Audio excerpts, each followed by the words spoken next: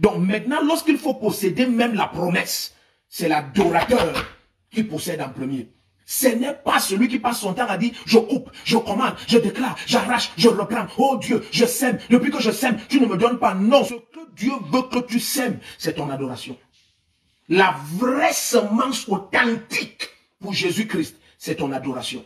Donc maintenant, tu es choqué de découvrir que l'église abonde de personnes qui te disent, mais pourtant j'ai fait ceci, pourtant j'ai fait, mais c'est l'esprit de Saül. Tu veux mériter. C'est pas un mérite. Souvenez-vous, si nous descendons et nous entrons dans une parabole que Jésus a donnée. C'est la parabole célèbre du fils prodigue. Jésus dit, il y avait un aîné, ça veut dire quelqu'un qui est venu avant, c'est Saül.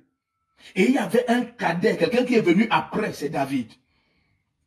Et quelqu'un dit, mais attends, est-ce que le cadet là, tu oublies mon prophète, tu oublies que le cadet est parti dépenser ses biens dans la débauche? Oui, David a fait quelque chose avec Bathsheba. Il n'y a aucun endroit où on nous rapporte que Saül a vécu dans la débauche.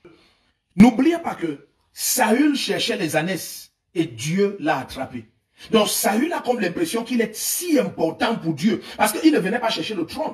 Même comme c'était une pensée qu'il y avait en lui, le prophète l'expose. Mais Saül a été attrapé par le Seigneur. Donc Saül a l'impression qu'il est si important. Il est si important.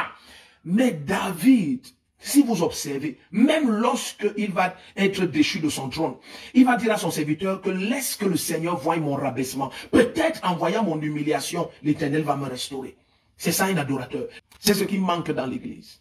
Il manque les adorateurs. Vous voyez tous ces conflits, toutes ces insultes, tous ces mépris. Un frère qui ne peut pas approcher l'autre. Un frère qui ne peut pas parler à l'autre. Il n'y a pas... Tout ça, c'est l'absence des adorateurs. Les gens veulent être vus. Les gens, c'est leur moi et leur soi. Il faut qu'on me voie et qu'on me connaisse. Il n'y a que moi, pas moi.